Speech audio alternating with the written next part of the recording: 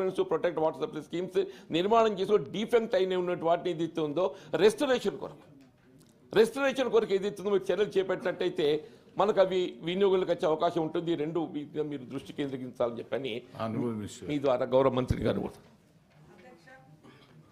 రవీందర్రావు గారు, అదేవిధంగా పెద్దలు జీవన్ రెడ్డి గారు అన్నట్టుగా సెంట్రల్ గవర్నమెంట్ ఏదైతే గొప్పగా 100% అని వాళ్ళ వెబ్సైట్లో చెప్పడం జరిగిందో, కానీ మేము వచ్చిన తర్వాతనే 4,48,000 ఇండ్లు అయితే కట్టలేదు.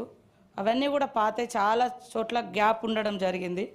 వాళ్ళు గొప్పగా అయితే చెప్పారు కానీ 10 ఏళ్ళ సెంట్రల్ నుంచి కూడా ₹1 కూడా రాలేదు వీటి నిర్మాణం కోసం. అయితే మేము వచ్చిన తర్వాత లాస్ట్ ఇయర్ ఎండ తీవ్రత ఉన్నటువంటి సిచ్యువేషన్లో కర్ణాటక నుంచి కూడా నారాయణపూర్ డ్యామ్ నుంచి జూరాల జలాశయానికి కూడా 2 TMCల నీళ్ళను కూడా విడుదల చేసుకొచ్చి మంచినీటిని ఇవ్వడం జరిగింది సార్. అదేవిధంగా ఫిబ్రవరి 24 నాటి గణాంకాల ప్రకారం మరి మరమ్మతులు చేసినటువంటివి కూడా బోర్లు 12,791 హ్యాండ్ పంప్స్ మరమ్మతులో ఉండే, అవన్నీ కూడా రిపేర్ చేసి వాడుకలోకి తీసుకొచ్చినాం. 7,227 సింగిల్ ఫేస్ మోటార్లు మరమ్మతులో ఉండే, వాటిని కూడా రిపేర్ చేసి వాడుకలోకి తీసుకొచ్చినాం. 5,946 PWS పథకంలో మోటార్లు మరమ్మతులో ఉండే, వాటిని కూడా వాడుకలోకి తీసుకొచ్చినాం సార్. ఇట్లా 626 కిలోమీటర్లు ఇంట్రా విలేజ్ పైప్ లైన్ మరమ్మతులో ఉంది. ఇవన్నీ కూడా మేము గత సంవత్సరం ఎండ యొక్క తీవ్రతను దృష్టిలో పెట్టుకొని మంచినీటి ఇబ్బందులు లేకుండా అందరికీ సరఫరా చేయడం జరిగింది సార్. రవీందర్రావు గారు అన్నట్టుగా ఇప్పటి వరకు గత 6 నెలల నుంచి 3,21,000 ఇండ్లకు కనెక్షన్లు ఇవ్వడం జరిగింది సార్. మిగిలిన వాటికి ఇంకా 1,28,000 ఇండ్లు ఉన్నాయి. వాటికి తప్పకుండా తొందరలోనే ఇవ్వడం జరుగుతుందని తెలియజేస్తా ఉన్నా సార్. చెప్పండి. అదేవిధంగా మంత్రి గారు అయిపోలేదు ఒక్క నిమిషం సార్, ఇంకా గ్రామాలలో మనం ఇంత మిషన్ భగీరథ నీళ్ళు ఇచ్చినా సార్ అన్నట్టుగా, జీవన్ రెడ్డి సార్ అన్నట్టుగా ఎక్కువ శాతము ఇంకా ROR ప్లాంట్స్, బోర్వెల్స్, మోటార్తో వచ్చే డ్రింకింగ్ వాటరు, వీటి మీద ఎక్కువ ఆధారపడే తాగుతున్నారు. చాలామంది బట్టలకు లేదా ఇతరత్ర అవసరాలకు వాడుకుంటున్నారు. పబ్లిక్లో అవగాహన కల్పించడం కోసం కూడా తొందరలోనే ఒక ప్రత్యేకమైనటువంటి కార్యక్రమాన్ని కూడా మేము తీసుకోవడం జరుగుతుంది సార్. మరి చాలా గ్రామాలకు నీళ్ళు ఇచ్చిన మీరు చెప్పారు. మొన్ననే లాస్ట్ ఇయర్ సీఎం గారు కూడా ఊట్నూరు పరిధిలో దాదాపుగా 900 గ్రామాలకు నీళ్ళ ఇబ్బంది ఉందని 60 కోట్లు రిలీజ్ చేయడం జరిగింది.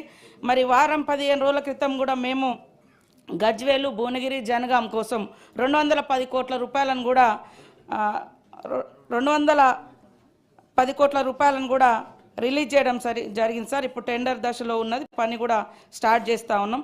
ఇట్లా చాలా చోట్ల గ్యాప్స్ ఉన్నాయి, ఉన్నమాట వాస్తవం. సంపూర్ణంగా ఇవ్వలేదు, వాళ్ళు ఏదో పెట్టారు, కానీ వాస్తవాన్ని మేము గుర్తించడం కోసమే సర్వే చేసినాం. సర్వేలో మరి 4,48,000 ఇండ్లకు నీటి కనెక్షన్స్ లేదు. అదేవిధంగా వచ్చే 3,28,000 కూడా ఫోర్స్ఫుల్గా వాటర్ రావట్లేదు, చాలా సన్నగా వస్తుంది. వాటిని అన్నింటినీ కూడా సరిచేయడం కోసం ఒక ప్రత్యేక ప్రణాళిక కూడా రూపొందించుకోవడం జరిగింది. పబ్లిక్ కూడా ఈ నీళ్లు తాగడం కోసం ఒక స్పెషల్ ప్రోగ్రామ్ను కూడా ఈ మధ్య కాలంలో మేము తీసుకోవడం జరుగుతుందని తెలియజేస్తూ ఉన్నాం సార్. క్లోరినేషన్, అదేవిధంగా క్లోరినేషన్ చేస్తాం.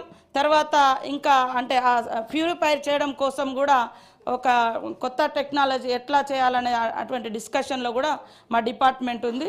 ఈ వారం 10 రోజులలో ఒకసారి కూర్చొని దాన్ని ఇబ్బంది లేకుండా మంచి నీరును నాణ్యంగా ఉండే విధంగా అందిస్తాం. రవీంద్రరావు గారు. అధ్యక్ష, మంత్రి గారు ఒక తీవ్రమైన ఆరోపణ అధ్యక్ష. కేంద్ర ప్రభుత్వం ప్రకటించిన దాంట్లో మరి ఎట్లా వచ్చిందో ఎట్లా పోయిందో అని గౌరవ మంత్రి గారు బాధ్యతాయుతమైన స్థాయిలో ఉండి దానిని తప్పుపట్టడం, శంకించడం అనేది మాత్రం సరైనది కాదు అధ్యక్ష. మీరు సరిగా చేయండి అని అంటున్నాం. ఏమంటున్నాం? మిమ్మల్ని అద్భుతమైన ప్రాజెక్టు మీ చేతిలో పెట్టినాము, దాని మెయింటెనెన్స్ ఇవ్వండి అంటే ఇవ్వరాయే. మా గౌరవ సభ్యులు జీవన్ రెడ్డి గారు మాట్లాడతారు, క్లోరినేషన్ చేయాల్సి ఉండే, ఇది ఎండ నీళ్లు తగిలితే క్లోరినేషన్ అవసరం అధ్యక్ష. ఒకసారి వారు పోవాలే. మిషన్ భగీరథ ఏదో అంటరాని ప్రాజెక్ట్ అన్నట్టు మా సీతక్క గారి కాన్స్టిట్యున్సీ కూడా మరిపేడ దగ్గర నుంచే పోతే మంచిది అధ్యక్ష. మాదిరిపురం ఒకసారి అదే పాలేరు నుంచి మాదిరిపురం వస్తాయి. మాదిరిపురంలో ప్లాంట్ ఉంది, రవీంద్రరావు గారు. దయచేసి ప్లాంట్ చూడాలి ప్రశ్న వేయండి భయ్. అధ్యక్ష. ఉపన్యాసం నేను అనేది వద్దు. ప్లాంట్ చూడాలి, ప్రాసెసింగ్ చూడాలి, క్లోరినేషన్ అవసరమా లేదో చూడలే. తర్వాత గ్రామాలలో పాత స్కీమ్లను కూడా కనెక్ట్ చేసిండ్రు అధ్యక్ష, అనుసంధానం చేసిరు. Please. ఆ ట్యాంకులను కానీ పైప్లను కానీ అనుసంధానం చేసిరు. ఎందుకు క్రిటిసిజం, ఎందుకు ఆ రకంగా 100% ఇచ్చిందని ప్రపంచం మొత్తం చెప్తుంటే మీరేందో ఇవ్వలేదు, మాకేదో రవీంద్రరావు అనుమానం గారు ఉంది, ప్లీజ్ ఎందుకు అన్ని శంకలు? రవీంద్రరావు గారు, రవీంద్రరావు గారు ప్లీజ్ ప్లీజ్ కూర్చోండి, కూర్చోండి, మేము కూర్చోండి ప్లీజ్.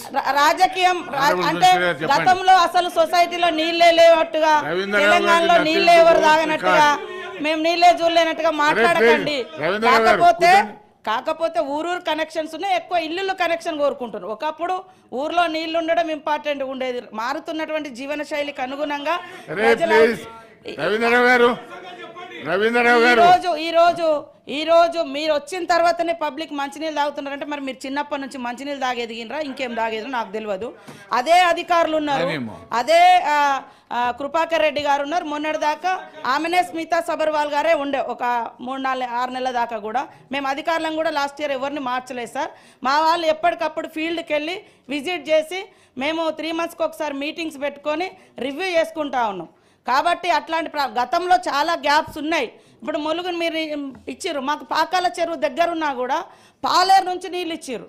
దాంతో అక్కడ నీళ్లు లేకపోతే ఇంటి ముంగట మాకు పాకాల చెరువుల పాకాల కొత్తగూడానికి చెరువులో నీళ్ళు ఉన్నా కూడా మాకు నీళ్ళు తీసుకోలేని సిచ్యువేషన్. కాబట్టి ఇప్పుడు పెడుతున్నాం లక్నవరం చెరువు ఉంటుంది, రామప్ప చెరువు ఉంటుంది, కానీ ఎక్కడి నుంచో మీరు ఇవ్వడంతో అది ఇబ్బంది అవుతుంది. కాబట్టి అవన్నీ కూడా మేము సరి చేస్తా ఉన్నాం.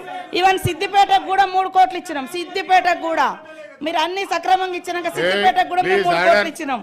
సిద్దిపేటకు కూడా 3,40,00,000 ఇచ్చినాం. ఇప్పుడు గజ్వేలు జనగాం వాటికి 210 కోట్లు ఇచ్చినాం. ఊట్నూరుకు 60 కోట్లు ఇచ్చినాం. ఇట్లా ఇంకా ఇస్తూనే ఉన్నాము. మెయింటెనెన్స్ కోసం గత ప్రభుత్వము 460 కోట్లు బకాయిలు పెట్టింది సార్. అవి కూడా మేము నిర్వహించడానికి ముందుకు తీసుకెళ్తాను.